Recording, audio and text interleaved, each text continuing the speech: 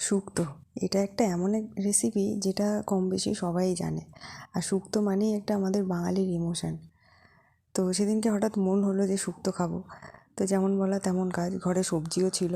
তো সেইগুলোই কেটে কুটে এখানে চাপিয়ে দিয়েছি শুক্তো বানাতে। তো যেমন দেখতে হয়েছিল তেমন খেতেও হয়েছিল।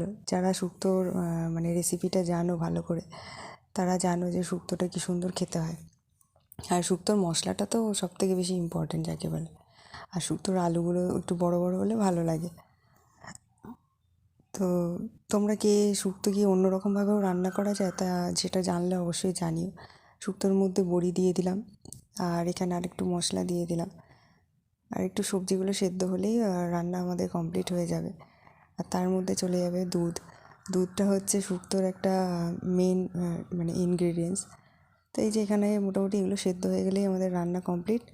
এত সুন্দর দেখতে হয়েছিল, তার সাথে সাথে টেস্টিও হয়েছিল।